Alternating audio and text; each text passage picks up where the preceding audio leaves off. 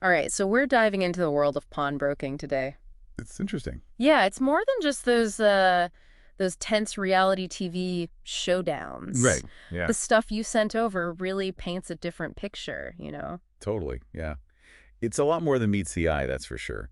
It's really this blend of finance, appraisal expertise, even some legal stuff gets in there. It's like I wouldn't have thought of it as a career path before this, I but know, right? it really is its own thing. Yeah, and it's not just about knowing like how much gold is worth, which I think is the stereotype a lot of people have. Totally. It's more about can you trust the person you're dealing with? Yeah, it's about who to trust with it. Exactly. And I guess that's where the whole people skills thing comes in. It's huge. If you look at this RoleCatcher guide, it emphasizes that a pawnbroker isn't just assessing like an object. They're assessing a whole situation. Oh, that's interesting. Yeah, it takes a lot of, active listening and communication. So it's like they're kind of like a financial detective almost. I like that. That's a really good way to put it. Trying to figure out like what's the story behind the item, but also the person bringing it in. Exactly, because remember, these are short-term loans we're talking about, right? Yeah. With someone's, prized possession often on the line. Right. And so the pawnbroker really needs to figure out, like, are they dealing with someone who's hit a temporary rough patch? Or is this someone trying to pull one over on them? Okay, that makes sense. There's a level of risk there that I just hadn't considered. Totally. But what about those those Pawn Stars moments, like the unexpected finds, the big paydays? Is that just TV magic or is there some truth to that? Well, I mean, reality TV, it's all about the drama, right? Right. But the RoleCatcher guide, it does say that you might come across some unique items. Okay. But it seems like day to day, it's really more about building that trust and making smart business decisions. So less about like striking gold and more about consistently serving your clientele? Exactly. And you have to Yeah. really know your stuff Yeah, because the market changes so quickly probably for a lot of this stuff. all the time. Like, think about it, what was once like a cutting-edge gadget. Oh, right, like a flip phone. Exactly. Like, Hmm. nobody wants that now, right? But to a collector, all of a sudden it's like a gold mine. It could be, yeah. And a pawnbroker needs to know that. So they're balancing history and economics and then also like dealing with people from all walks of life. I wouldn't even know where to start with that. It's a lot. Like, how do you even break into this field? Right. It seems like you need decades of experience just to even get your foot in the door. Yeah, there definitely is a learning curve. But RoleCatcher mentioned that most people, they start in entry-level positions. Okay. Kind of like an apprenticeship, Hmm. You're assisting these experienced pawnbrokers, you're learning the ropes, gradually taking on more responsibility. So you're not like evaluating a Ming vase on your first day? Probably not, no. Okay, that's good to know. But those early experiences, they're crucial. You're building those appraisal skills, figuring out inventory management, and most importantly, you're seeing how the pros interact with clients.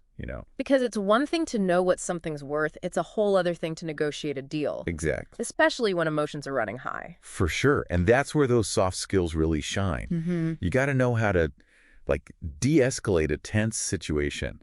You have to build rapport with someone who might be having a tough time. Right, right. And you have to be able to explain these sometimes complex financial things in a way that anyone can understand. Yeah, it's like they're a financial therapist almost. I love that. Like they're helping people navigate these tough situations all while running a business.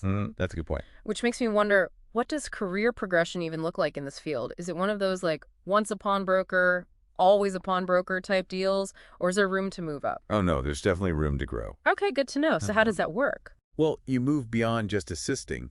You start to specialize. Oh, interesting. Like in what? It could be anything. Jewelry, antiques. You become the go-to person for certain things. So you're really developing that niche. Right. And you start negotiating loans on your own. Okay, so there's that financial side coming in. Yeah, you need to understand interest rates, loan terms, the whole 9 yards. It's a lot more than just recognizing a fake Rolex at that point. Exactly. And it's serious business. Mm. Because if that loan goes bad, Oh, right, if they don't pay it back. the pawnbroker's the one holding the bag, literally. So what happens then? You just put it back on the shelf? Not that simple. There's a process for unpaid loans. Oh, really? I figured it was like finders keepers or something. No, no, they have to send notices, try to contact the borrower, Yeah, and if all else fails, then they can sell it. to get their money back. Exactly. So you could end up running your own shop one day. Potentially. It's like any business. You work your way up, learn the ropes. I never thought about it like that. And the legal stuff, that just becomes more and more important as you go. Right, you're dealing with contracts, maybe even lawsuits if things go south. Exactly. It's not just about knowing your diamonds, it's about knowing the law, too. It makes you realize there's a lot more to this than people think. Totally. There's this whole ethical side that gets overlooked. Because people think pawn shops are shady or something. Yeah, like they're taking advantage of people. Right. But these places have regulations, ethical guidelines, the whole deal. So it's not like what you see on TV all the time. Exactly. Because their reputation is everything. Because if people don't trust you... They're not coming back. Especially when it's something sentimental. Right. It's not just any other purchase. There are feelings involved. Absolutely. And pawnbrokers see people at their best, and sometimes their worst. When they're down on their luck, needing a little extra help. Exactly. So that empathy, that understanding, that's a huge part of it. It's like you said before, it's about assessing a situation, not just the item itself. Precisely. And treating everyone with respect, no matter what their situation is. It really challenges those stereotypes we were talking about. It does. Because pawnbrokers, they're part of the community. Yeah, they're helping people make ends meet sometimes. Providing a service, a financial lifeline even. And let's be real, we've all had those moments when we could use a little extra cash. 100%. And pawn shops, they offer that flexibility you don't get with a bank. So it can be a win-win. Exactly.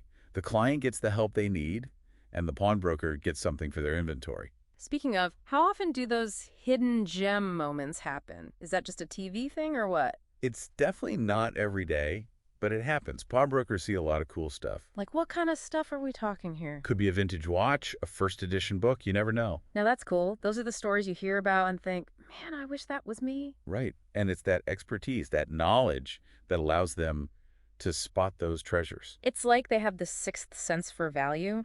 They're almost like curators in a way, preserving these pieces of history. And you never know. That item might find its way back to its rightful owner one day. Wouldn't that be something? Yeah. It just goes to show you, you never know what you might find in a pawn shop. And that there's more to this industry than meets the eye. Definitely. It's constantly evolving, especially with technology. Oh, that's right. You were telling me about that before we started recording.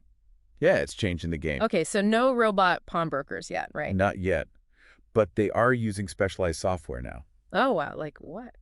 Databases, AI, all kinds of things to help with appraisals, inventory management. So even though it's such a, I don't know, old school kind of profession, Yeah, it seems that way, doesn't it? technology is keeping it current. It's essential because, like we were saying earlier, the market's always changing. And you got to keep up. Exactly. Pawnbrokers are always learning, going to workshops, networking, you name it. It's like they're part of a secret society or something. It does feel that way sometimes. But it's that passion that really makes them good at what they do. That desire to learn and uncover those hidden stories. Exactly. Yeah, it really highlights how multifaceted this whole thing is. For sure. Like, we've been looking at it from the pawnbroker's point of view. Right. But you sent some stuff about the buyers, too. Oh, yeah, the customers. It's like a whole other side to this. Absolutely. Because pawn shops aren't just about getting loans. Right. You can find some really unique stuff in there. Oh, for sure. Like, I've heard stories, people finding vintage guitars, designer bags, you name it. It's true. And for way less than you'd pay anywhere else. That's what I'm saying. It's like a treasure hunt every time you walk in. Like, you never know what you're going to find. Exactly. Could be a vintage record player. Ooh. First edition of a book. You just never know. It's like that saying, one man's trash or whatever. Right. One person's junk is another person's treasure. Exactly. And it's different from, like, shopping online. Oh, yeah, for sure. You can actually hold the stuff in your hands, you know? Yeah, you get a feel for it. You can haggle a bit, see if you can get a better price. There's that thrill of the hunt, you know? Like, you're on a mission. Exactly. It's not like just adding something to your cart. It's an experience. It is, and you could end up with something really special. A piece of history, literally. Imagine that, finding an antique pocket watch, like from the 1800s. And it's got a story behind it. Exactly. You could tell people, oh, I found this at a little pawn shop downtown. That's way cooler than saying you got it on Amazon. Right. It adds a little something, you know? Definitely. It's like each piece has its own story. It really does. And the pawnbrokers are kind of like the keepers of those stories. Yeah, they're preserving them, making sure these items get a second life. It's a cool way to think about it. So next time you see a pawn shop, Don't just walk by. yeah, go inside. You never know what you might find. You might just find your new favorite thing. Exact. This has been awesome. Thanks for opening my eyes to this whole world. Yeah,